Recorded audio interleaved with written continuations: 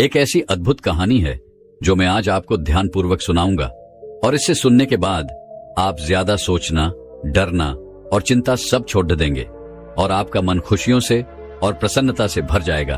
तो चलिए आज की कहानी की शुरुआत करते हैं। दोस्तों, एक समय की बात है, किसी नगरी में एक युवक रहा करता था। वो युवक अत्यंत दुखी था। वो बहुत निराश था। उसे ये समझ नहीं आ रहा था कि आखिर इस दुनिया में हर व्यक्ति अपने मतलब के लिए ही क्यों जीता है। उसे हर जगह हर कोई केवल स्वार्थी नजर आता था। वह हमेशा यही सोचा करता कि उससे कोई प्यार नहीं करता, उसकी कोई परवाह नहीं करता। सब उससे मतलब के लिए अपने संबंध रखते हैं। मतलब खत्म हो जाते ही सब उसे अपने आप से दूर कर देते हैं। दोस्तों, हमारे जीवन में भी कुछ ऐसा ही होता है। हम भी हमेशा किसी न किसी का साथ ढूंढते ही रहते हैं और जब हमें किसी का साथ नहीं मिल पाता तो हम अपने आप को अकेला महसूस करते हैं, कमजोर महसूस करते हैं। हमें लगता है कि इस दुनिया में हमारे जैसे कोई है ही नहीं। हमें कोई प्यार नहीं करता, हमारी कोई परवाह नहीं करता। लेकिन हम यह भूल जाते हैं कि अंत में तो हर किसी को अकेले ही जाना है। वह व्यक्ति अपने इस अकेलेपन से बहुत परेशान हो चुका था, जिस कारण एक दिन उसने अपना घर छोड़ दिया और एक रास्ते पर निकल पड़ा। उसके मन में कई सारे विचार थे। उन विचारों में मग्न होकर वह उस रास्ते पर आगे की ओर बढ़ता ही जा रहा था। तभी उसे रास्ते में एक आश्रम दिखाई पड़ा। वह उस आश्रम की ओर आगे बढ़ा। तभी उसने देखा कि एक गुरु अपने शिष्यों को ध्यान करना सिखा रहे हैं और उन्हीं शिष्यों में से एक शिष्य ने अपने गुरु से कहा, है गुरु, आखिर यह ध्यान क्या है और इस ध्यान को करने से हमें क्या लाभ? तभी वह गुरु अपने उस शिष्य के इस सवाल का जवाब देते हुए कहते हैं, पुत्र, ध्यान ही सच है और ध्यान हमें अकेला कर देता है। हम जितने ज्यादा अकेले होते जाते हैं उतना ही हम ध्यान में उतरते चले जाते हैं और यही अकेलापन तुम्हें सत्य के मार्ग पर ले जाता है, तुम्हें सत्य की प्राप्ति करवाता है। वह युवक आश्रम के बाहर खड़े होकर यह सब कुछ देख रहा था, सुन रहा था। जैसे ही उसने उन गुरुवर के मुख से यह सारी बातें सुनी, वह दौड़ा दौड़ा उन गुरुवर के पास आया और कहने लगा, है गुरुवर, यदि ध्यान हमें अकेला कर देता है तो इसका मतलब यह हुआ कि मैं इन सब चीजों में श्रेष्ठ हूं। आप तो ध्यान का सहारा लेकर अकेले होते हैं, लेकिन मैं तो ऐसे ही अकेला हूं। मेरा ऐसा कोई नहीं है जिसे मैं अपना कह सकूं, जो मेरी परवाह करता हो, जो मेरा ख्याल रखता हो, और मैं अपनी राह पर अकेला ही चलता चला जा रहा हूं। उस व्यक्ति की ये सारी बातें सुनकर उन गुरुवर ने उस व्यक्ति को ध्यानपूर्वक देखा और उसके बाद उससे कहते हैं, भंते, अगर तुम अकेले हो तो तुम्हारे पीछे तुम्हारा पूरा परिवार, तुम्हारे मित्र, तुम्हारे शत्रु, तुम्हारे सगे संबंधी, इन सब को लेकर तुम कहां जा रहे हो? उन गुरुवर के मुख से यह बात सुनकर वह व्यक्ति चौंक उठा और उसने तुरंत ही पीछे मुड़कर देखा तो वहां पर कोई नहीं था। तभी वह उन गुरुवर से कहता है गुरुवर, कौन है मेरे पीछे? कोई तो नहीं, न मेरे परिवार वाले, न मेरे मित्र, न मेरे शत्रु और न ही मेरे सगी संबंधी। मैं तो सबको पीछे छोड़ आया हूं क्योंकि कोई मुझे नहीं पूछता, कोई मेरी परवाह नहीं करता, कोई मेरा ख्याल तक नहीं रखता, यहां तक कि मेरी कोई आवाज तक नहीं सुनना चाहता। लेकिन जब किसी के ऊपर कोई समस्या आती है तो वह मुझे अवश्य याद करता है, पर बाकी समय पर वह मुझे पूछते तक नहीं। उन्हें यह तक खबर नहीं होती कि मैं किस हाल में हूं, मैं जिंदा भी हूं या नहीं। उन सबको इन सब चीजों से कोई फर्क नहीं पड़ता। उन गुरुवर ने उस व्यक्ति की यह सारी बातें ध्यानपूर्वक सुनी और उसके बाद उस युवक से कहते हैं, भंते, तुम सही कह रहे हो, लेकिन जब तक तुम इन सभी को छोड़कर नहीं आते तब तक तुम भला अकेले कैसे हो सकते हो? वह व्यक्ति एक बार फिर से आश्चर्यचकित होकर पीछे मुड़कर देखता है और फिर उन गुरुवर से कहता है गुरुवर, यहां पर तो कोई नहीं है, मैं अकेला ही यहां पर आया हूं। लग रहा है कि आप मेरा मजाक उड़ा रहे हैं। मेरे पीछे कोई नहीं है, आप खुद देख सकते हैं, तो फिर आप ऐसा क्यों कह रहे हैं कि जाओ और इन्हें छोड़कर आओ? जब मेरे साथ कोई है ही नहीं तो मैं भला उन्हें कहां छोड़ूं, कैसे छोड़ूं? उस युवक की ये सारी बातें सुनकर वह गुरुवर मुस्कुराने लगे और उस युवक से कहते हैं, भंते, आखिर तुम मुझसे क्या चाहते हो?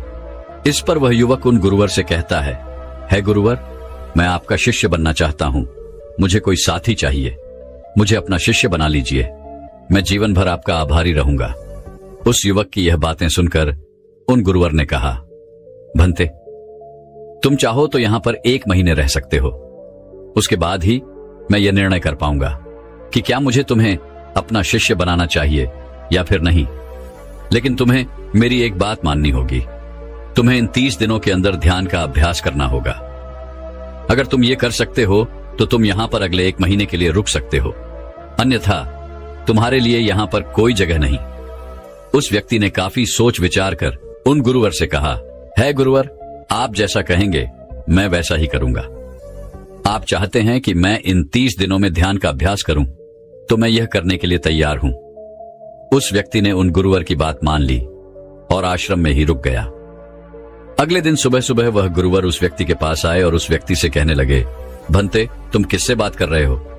तुम्हारा ध्यान कहां है? इस पर वह व्यक्ति जवाब देते हुए कहता है गुरुवर, मेरे साथ तो कोई नहीं है, मैं भला किससे बात करूंगा, मैं तो अकेला हूं। तभी वह गुरुवर उस व्यक्ति से कहते हैं, ठीक है, लेकिन अब ध्यान लगाओ, क्योंकि तुमने मुझे वचन दिया था कि इन 30 दिनों में तुम ध्यान का अभ्यास करोगे। उन गुरुवर के कहने पर वो व्यक्ति ध्यान करने बैठ जाता है। लेकिन पहले दिन उसे ध्यान करने में बहुत तकलीफें आती हैं, बहुत सारी परेशानियों का सामना करना पड़ता है। यहां तक कि वो ढंग से लगातार बैठ भी नहीं पा रहा था। उसके पैर मानो सुन्न से हो जाते और उसका पैर मानो काम करना ही बंद कर देता। ये सारी बातें वह गुरुवर देख रहे थे। तभी उन गुरुवर ने उस व्यक्ति से कहा, बनते, तुम जितना देर चाहो उतना देर बैठ सकते हो। ये ऐसा कोई जरूरी नहीं है कि तुम एकाएक लगातार बैठे ही रहो। यदि तुम्हें थोड़ी तकलीफ है तो तुम उठ सकते हो, टहल सकते हो और फिर आकर बैठ सकते हो। इतना कहकर वह गुरुवर वहां से चले गए। अगले दिन सुबह सुबह फिर वह उस व्यक्ति के पास आए और उस व्यक्ति से कहने लगे, भंते कौन है? किससे बातें कर रहे हो? कोई आया है क्या? उन गुरुवर की इस बात का जवाब देते हुए वह व्यक्ति उन गुरुवर से कहता है गुरुवर, यहां पर तो कोई नहीं है, आप खुद देख लीजिए, मैं भला किससे बातें करूंगा। तभी वह गुरुवर एक बार फिर उस व्यक्ति से कहते हैं, चलो ध्यान का अभ्यास करो। तभी वह व्यक्ति उन गुरुवर से कहता है गुरुवर, क्या केवल आंखें बंद करके बैठ जाना, इसे ही ध्यान कहते हैं? अगर इसे ही ध्यान कहते हैं तो यह तो बड़ा ही आसान है और इसे तो कोई भी कर सकता है, केवल आंखें बंद करके बैठना ही तो है। इसका जवाब देते हुए वह गुरुवर उस व्यक्ति से कहते हैं, भंते, केवल आंखें बंद करके बैठ जाना इसे ध्यान नहीं कहते। ध्यान करने के लिए तुम्हें अपने मन को एकाग्र करना होगा, अपने मन को किसी एक चीज पर लगाना होगा। वह कोई भी चीज हो सकती है, बाहर की कोई आवाज या तुम्हारे भीतर से आने वाली ये सांसें, इन सांसों के अंदर और बाहर होने की आवाज। तुम ऐसी किसी भी चीज पर ध्यान लगा सकते हो जो लगातार वर्तमान समय में घट रही है, ताकि तुम्हारा पूरा ध्यान उस चीज पर एकाग्र हो और तुम्हारा ध्यान कहीं भी भटके नहीं, जिस कारण तुम उस पर ध्यान लगा पाओगे। और एक बात और याद रखना, जब तुम उस चीज पर ध्यान लगाओगे तो तुम्हारा ध्यान हटना नहीं चाहिए। इतना कहकर वह गुरुवर वहां से चले गए।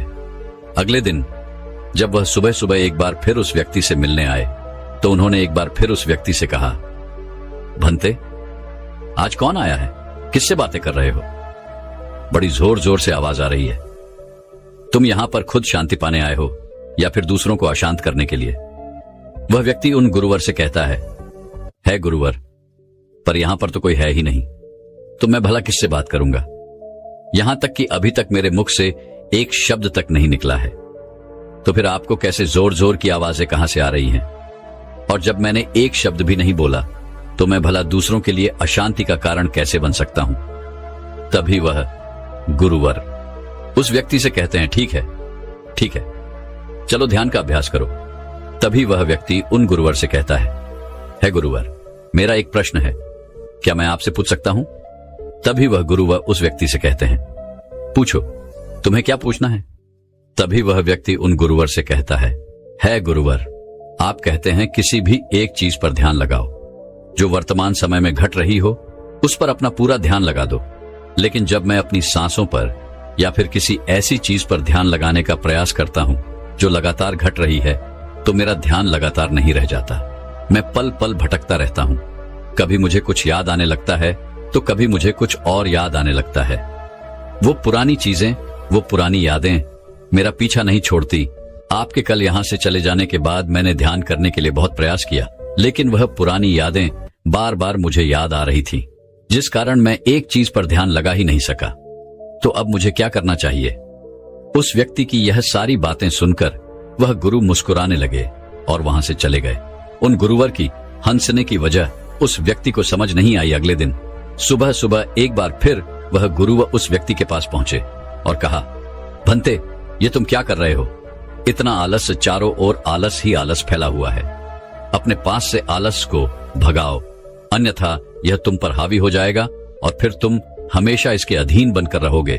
तभी वह व्यक्ति गुरुवर से कहता है गुरुवर, आप तो रोज एक ही बात कहते हैं कि यहाँ पर कोई है, लेकिन मुझे तो कोई नजर आता ही नहीं। आप ही बताइए, यहाँ पर कौन है? तभी वह गुरु वह उस व्यक्ति से कहते हैं, ठीक है, चलो अभ्यास के लिए चलते हैं।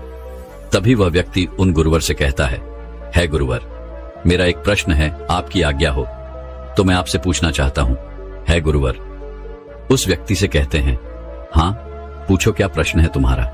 तभी वह व्यक्ति उन गुरुवर से कहता है गुरुवर, आपकी कृपा से अब मैं पहले से बेहतर तरीके से ध्यान कर पा रहा हूं, लेकिन अभी भी मुझे एक समस्या आ रही है, और वह यह है कि जब भी मैं अपनी सांसों पर ध्यान देता हूं तो मेरा मन एकाग्र तो होता है और मैं पहले से ज्यादा और अच्छी तरह से ध्यान भी लगा पाता हूं, लेकिन ध्यान लगाते लगाते मुझे नींद आने लगती है और मैं सो जाता हूं।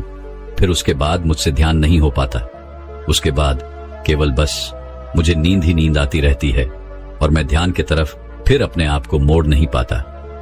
उस व्यक्ति की यह बात सुनकर वह गुरुवर उस व्यक्ति से कहते हैं, यह तो अच्छी बात है। इतना कहकर वह वहां से चले जाते हैं। 5वें दिन जब सुबह सुबह वह गुरुवर उस व्यक्ति के पास पहुंचते हैं तो वे कहते हैं, भंते, तुमने इतने लोगों को क्यों बुला रखा है? इतने सारे लोग तुम्हें ध्यान नहीं करने देंगे। तुमने इतने सारे लोगों को क्यों बुलाया है? इन्हें यहां से जल्दी भेजो। मुझे ये बिल्कुल नहीं पसंद। तुम तो यहां पर अकेले आए थे जैसा कि तुमने कहा, तो फिर इतने सारे लोगों को तुमने आज क्यों बुला रखा है? इन्हें अभी के अभी वापस छोड़कर आओ।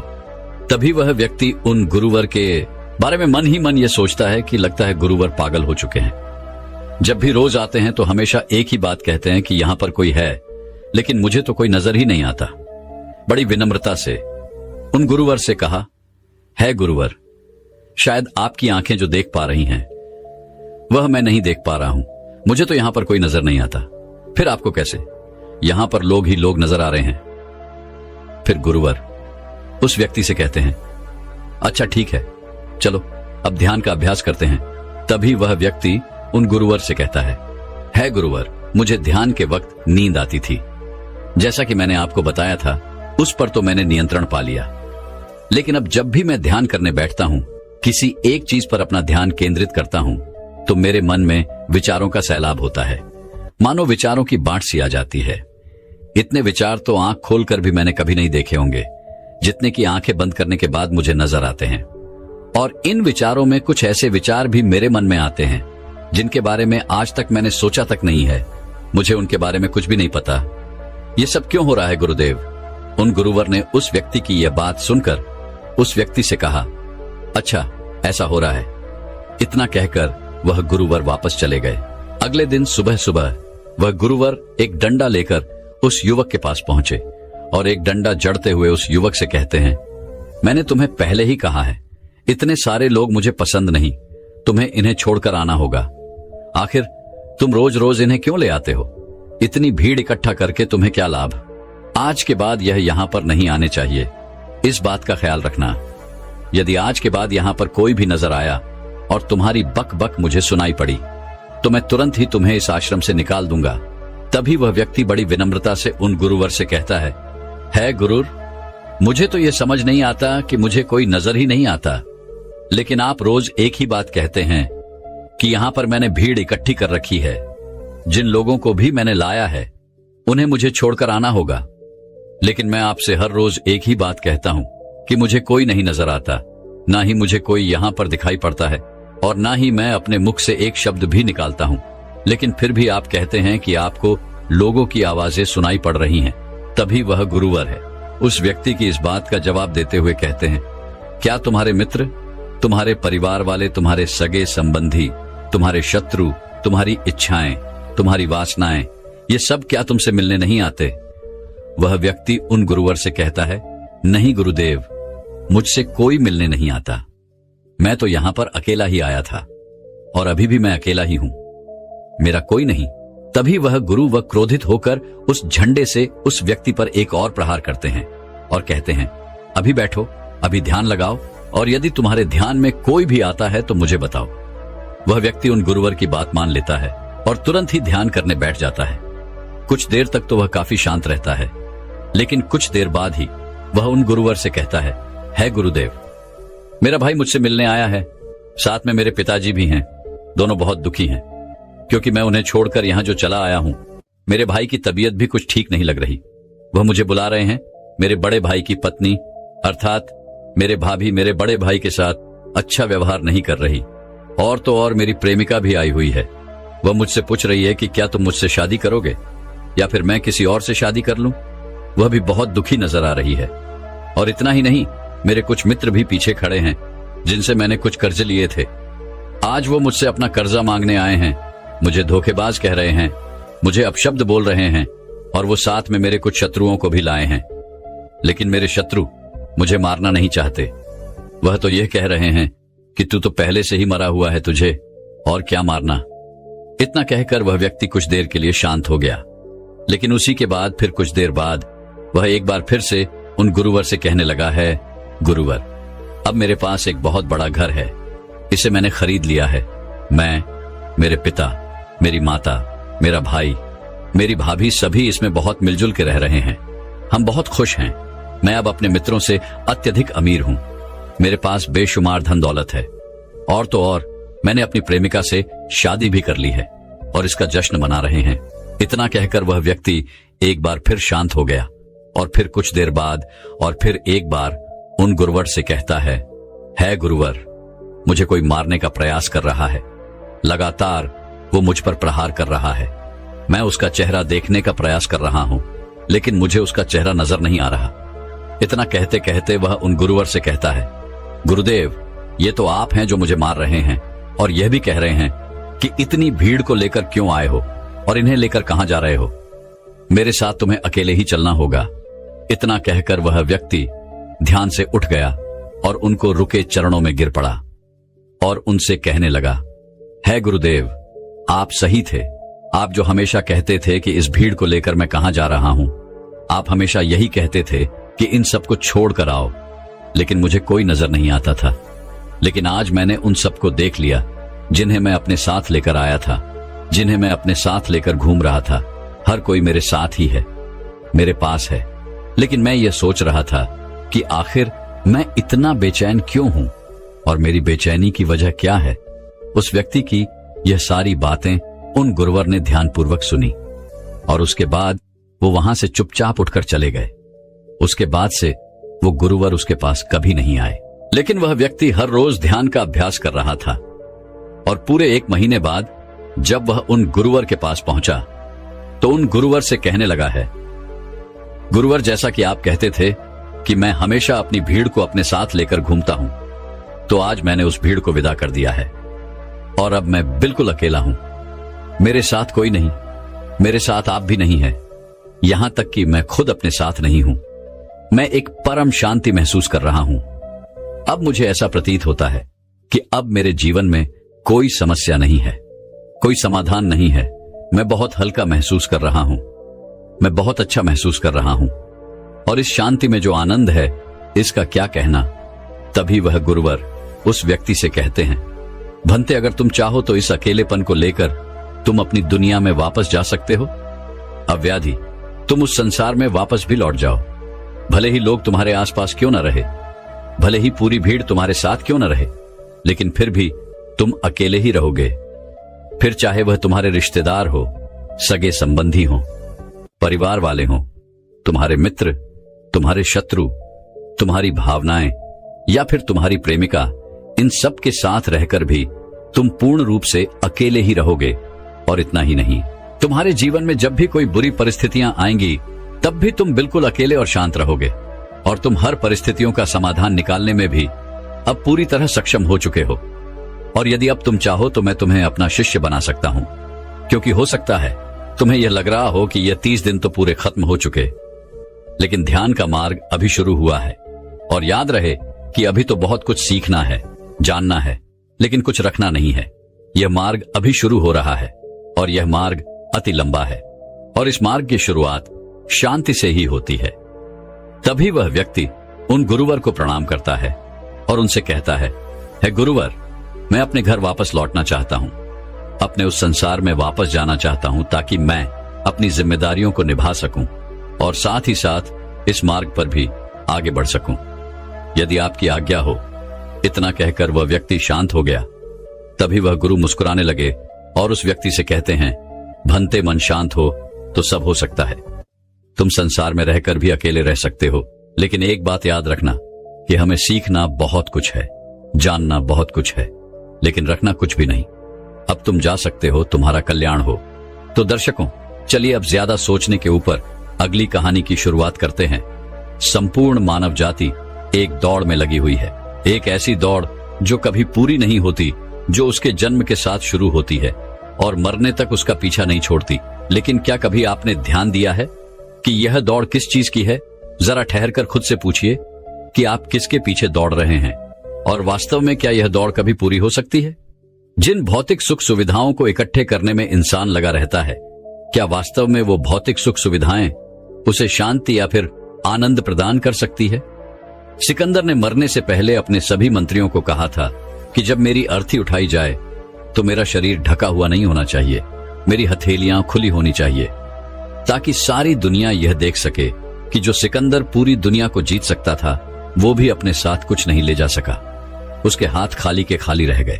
लेकिन जीवन की बागडोर ऐसी होती है कि उसे कभी ठहरने का वक्त ही नहीं मिलता। कभी वह सोच विचार ही नहीं करता कि जीवन का सबसे बड़ा सुख क्या है और इसके विपरीत जीवन का सबसे बड़ा दुख क्या है। सुख सुविधाएं तो बहुत लोग इकट्ठा कर लेते हैं, लेकिन सही मायने में उसका भोग कितने लोग कर पाते हैं? वही भौतिक वस्तुएं जो उसने अपने आनंद, अपनी शांति के लिए संग्रहित की थी, वही सुख सुविधाएं उसके दुख का कारण बन जाती हैं। जब पैसा नहीं कमाया था तो पैसा ना होने का दुख था, और जब पैसा कमा लिया तो वही पैसा उसके बच्चों के लिए या उसके लिए झगड़े का कारण बन जाता है। तो फिर कैसे सुख सुविधाएं, किन चीजों के पीछे आप भाग रहे हो? आज की जो कहानी मैं आप लोगों को सुनाने वाला हूं, उसमें आपको जीवन का सबसे बड़ा दुख और सबसे बड़ा सुख पता चलेगा। इससे पहले कि आप इस कहानी में खो जाएं, इस चैनल को सब्सक्राइब जरूर कर लें। तो चलिए कहानी शुरू करते हैं। अपनी गरीबी के दिन याद करके सेठ धनानंद की आंखों में आंसू आ गए।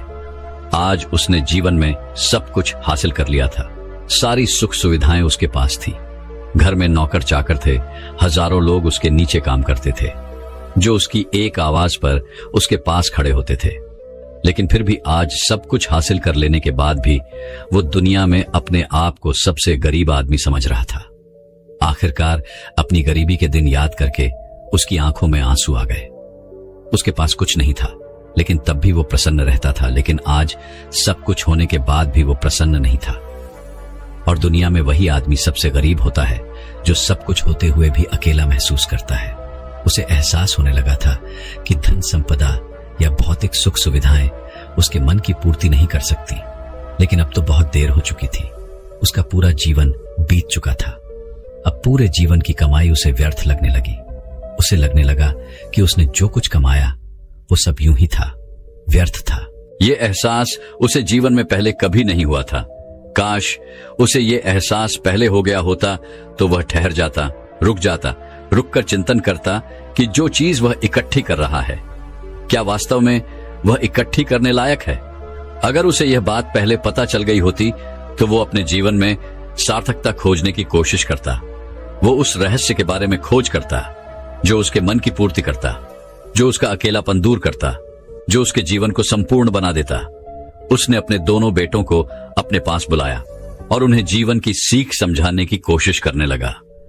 सेठ ने अपने बेटों से कहा कि बेटा, मेरे को तो जीवन में कोई बताने वाला नहीं था, सही रास्ता दिखाने वाला कोई था ही नहीं, इसलिए मैं उस रास्ते पर चलता रहा जिसका कोई अंत नहीं था। और आखिर में पहुंचकर मुझे महसूस हुआ कि जितना रास्ता मैं तय करके आया हूं उतना ही रास्ता बाकी और है। शायद मैं गलत रास्ते पर निकल पड़ा था और अब इतना समय नहीं बचा कि मैं नए रास्ते पर फिर से नया सफर शुरू करूं। उसने अपने दोनों बेटों से कहा कि बेटा पता है दुनिया में सबसे बदनसीब आदमी कौन होता है? वो जिसके पास सब कुछ होते हुए भी कुछ नहीं होता, जो अपने आप को सब कुछ होते हुए भी अकेला महसूस करता है। भला इससे बड़ा दुख, इससे बड़ी बदनसीबी और क्या हो सकती है? यह सुनकर उसके बड़े बेटे ने कहा कि पिताजी, सब कुछ तो आपके पास है, धन संपदा, पूरा परिवार, सारी खुशियां आपके पास है, लेकिन फिर भी आप अपने आप को बदनसीब क्यों समझते हैं? उसका बड़ा बेटा वह नहीं समझ पा रहा था जो उसके पिता उसे समझाने की कोशिश कर रहे थे। फिर भी उसने अपनी बात को समझाने की कोशिश करते हुए कहा, अभी तुम्हें लगता है कि जीवन में तुम्हारे पास सब कुछ है। मुझे भी तुम्हारे उम्र में ऐसा ही लगता था, लेकिन अब मैं बूढ़ा हो चला हूं। कुछ समय बाद मेरी मृत्यु भी नजदीक है और अब मुझे एहसास हो रहा है कि दुनिया में तो सब कुछ पीछे छूट जाता है। घर, परिवार, रुपया, पैसा, धन संपदा, सब कुछ यही रह जाता है और आखिर में मेरे साथ जाएगा क्या? क्या मैं दुनिया में सबसे अकेला इंसान नहीं हूं? क्या मैं दुनिया का सबसे बदनसीब आदमी नहीं हूं, जिसके पास सब कुछ होते हुए भी वह अपने साथ कुछ भी नहीं ले जा सकता? सेठ के बेटे ने सेठ से सवाल पूछा कि पिताजी, फिर दुनिया में क्या इकट्ठा करना चाहिए? ऐसे तो हर इंसान अकेला ही होता है। कौन इंसान इस दुनिया में भला ऐसा होता है जो अपने साथ इस दुनिया की सुख सुविधाएं या फिर अपना परिवार को साथ लेकर जाता है? सब लोग तो अकेले ही जाते हैं। फिर तो दुनिया में हर एक आदमी बदनसीब ही हुआ। यही सवाल सेठ के मन में भी उठ रहा था, लेकिन उसके खुद के पास इसका कोई जवाब नहीं था, तो वह अपने बेटे को भला इसका क्या उत्तर देता। इसीलिए उसने अपने बेटे से कहा कि बेटा, मैं खुद इस सवाल का जवाब तलाश रहा हूं। अगर एक आदमी के पास सब कुछ होते हुए भी वह अकेला है, उन भौतिक सुख सुविधाओं का वह भोग नहीं कर पा रहा है, तो वह सबसे बड़ा दुख हुआ। मैं मानता हूं दुनिया का सबसे बड़ा दुख यही है कि आपके पास सब कुछ होते हुए भी आप अकेलापन महसूस करो। लेकिन इसके विपरीत दुनिया का सबसे बड़ा सुख क्या हो सकता है? इस सवाल का जवाब तो मेरे बेटे मुझे भी नहीं पता। इसीलिए मैं यह चाहता हूं कि मेरे मरने से पहले जिस सवाल का जवाब मुझे नहीं मिला, वह जवाब तुम अपने जीवन में ढूंढो। और यकीन मानो, अगर तुमने अपने जीवन में इस सवाल का जवाब ढूंढ लिया तो तुम दुनिया के सबसे सुखी इंसान कहलाओगे। यह कहानी सुनाकर गुरु ने अपने शिष्यों से सवाल पूछा कि दुनिया में सबसे बड़ा सुख क्या होता है? सभी शिष्य ध्यानपूर्वक अपने गुरु की यह कहानी सुन रहे थे। संध्या का समय था। धीमी धीमी हवा चल रही थी, जिससे कि पेड़ की पत्तियां हिल रही थीं। आसमान में पक्षी सहचा रहे थे। सूर्य अस्त होने को आया था और सभी शिष्य अपने गुरु से इस सवाल का जवाब जानना चाहते थे। लेकिन इससे पहले ही गुरु ने अपने शिष्यों से सवाल पूछ लिया। इसका उत्तर देते हुए एक शिष्य ने कहा कि गुरुदेव, दुनिया में सबसे सुखी इंसान वही है जिसका शरीर सुखी है। अगर आपके शरीर में बीमारियां हैं तो आपके पास कितनी भी भौतिक सुख सुविधाएं हों, आपके लिए वो व्यर्थ है। और इसके विपरीत अगर आपका शरीर सुखी है, अगर आपका शरीर स्वस्थ है, तो चाहे आपके पास कुछ भी नहीं हो, लेकिन उसके बावजूद आप अपने जीवन में सुखी रहोगे। इसीलिए संसार का सबसे बड़ा धन हमारा शरीर होता है। यह सुनकर दूसरे शिष्य ने उसका विरोध करते हुए कहा कि गुरुदेव, दुनिया में बहुत से लोग ऐसे हैं जिनका शरीर एकदम स्वस्थ है, लेकिन बावजूद इसके वो अपने जीवन में सुखी नहीं है। मैं मानता हूं कि जीवन में सबसे ज्यादा सुखी वही इंसान है जिसका मन सुखी है। गुरु ने अपने इस शिष्य से सवाल किया कि अच्छा, ये बताओ कि मन को सुखी किस प्रकार किया जा सकता है? इसका जवाब देते हुए उस शिष्य ने कहा कि गुरुदेव, मन कभी भी संतुष्ट नहीं होता है। अगर हम किसी प्रकार मन को संतुष्ट करना सीख लें तो फिर हम किसी भी परिस्थिति में आनंद और शांति से रह सकते हैं। लेकिन समस्या यही होती है कि मन का भला कभी होता ही नहीं है। मन को चाहे कितना भी खिला दो, लेकिन उसकी भूख कभी पूरी नहीं होती। चाहे उसको कितना ही धन दे दो, लेकिन बावजूद इसके इसका लालच बढ़ता ही जाता है। अब गुरु ने सभी शिष्यों को समझाना शुरू किया। गुरु ने कहा कि अज्ञानतावश मनुष्य कभी यह समझ नहीं पाता कि उसका मन हमेशा से खाली था, लेकिन व्यर्थ की चिंताएं, व्यर्थ के लक्ष्य अपने जीवन में बनाकर उसने अपने मन को बांध लिया। जिस मन की प्रवृत्ति हमेशा खाली रहने की थी, उसने उस मन को कूड़े कचरे से भर लिया। इसीलिए वह मन जो बचपन में हमेशा खाली रहता था, हर चीज में, हर खेल में आनंद ढूंढ लेता था, अकेले में भी आनंद पूर्वक, शांति पूर्वक रहता था, अब वही मन सब कुछ मिल जाने के बाद भी हमेशा दुखी रहता है। लेकिन अगर इंसान सिर्फ वर्तमान में रहना सीख ले, सिर्फ इतना सा होश प्रकट कर ले कि उसे हमेशा वर्तमान में रहना है, ना तो भविष्य की कल्पनाओं में, ना अतीत की यादों में, सिर्फ वर्तमान में, सिर्फ इस एक सूत्र से वो अपने पूरे जीवन को बदल सकता है। वर्तमान में रहकर सभी सूक्ष्म सुविधाओं का भोग करना, पूर्ण होश के साथ, पूर्ण आनंद के साथ हर एक चीज का भोग करना, सिर्फ यही जीवन को सुखी बना सकता है।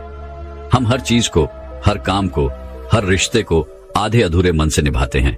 जैसे कि खाना खाते समय हमारा दिमाग कहीं रहता है, हमारा शरीर कहीं रहता है, और इसीलिए जब शरीर और मन में दूरी पैदा होती है तो उससे तनाव पैदा होता है। अगर आपका शरीर और आपका मन और मस्तिष्क सभी एक जगह पर संगठित होना सीख लें, तो फिर आप अपने जीवन में उस शांति, उस आनंद का एहसास कर पाएंगे जो बड़े बड़े योगी पहाड़ों में तपस्या करके प्राप्त करते हैं। लेकिन इसके लिए जीवन में ज्ञान के प्रकाश का उदय होना बहुत आवश्यक है, क्योंकि अज्ञानता में आप अपने मन को कभी नहीं समझ पाएंगे। मन को समझना इस दुनिया का सबसे कठिन कार्य होता है।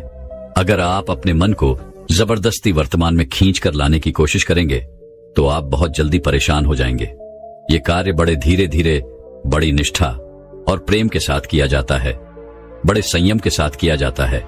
अगर आप इसको जबरदस्ती करने की कोशिश करेंगे तो आप तनाव में आ जाएंगे, आप बहुत जल्दी हार मान लेंगे। इसलिए कदम कदम पर आगे बढ़ा जाए तब मंजिल सामने ही है। और यह कहकर गुरु ने सभी शिष्यों से कहा कि अब हम ध्यान करेंगे। ध्यान करने से मनुष्य का मन, उसका मस्तिष्क वर्तमान में स्थापित होना सीख जाता है। धीरे धीरे प्रतिदिन ध्यान का अभ्यास करने से वह उस आनंद और शांति का अनुभव कर पाता है जो सांसारिक वस्तुओं में कहीं नहीं मिलता, जो किसी भौतिक सुख सुविधा में नहीं मिलता। और इसके बाद सभी शिष्य अपने गुरु के साथ ध्यान में लीन हो गए। दोस्तों, मैं उम्मीद करता हूं कि यह कहानी सुनने से आपके जीवन में अच्छे बदलाव आए होंगे। आपको इस वीडियो से क्या सीखने मिला ये कमेंट करके जरूर बताएं, और अपने परिवार, दोस्तों या आपके करीबी इंसान के साथ ये कहानी शेयर करके उन्हें भी इस ज्ञान से परिचित करवाएं। बाकी अगर आपको ये वीडियो दिल से अच्छी लगी हो तभी इस वीडियो को लाइक कर देना, और आपने अब तक इस चैनल को सब्सक्राइब न किया हो तो चैनल को सब्सक्राइब भी जरूर कर देना। आपका हर दिन शुभ हो और खुशियों से आपका जीवन भरा रहे। धन्यवाद। नमो बुद्धा।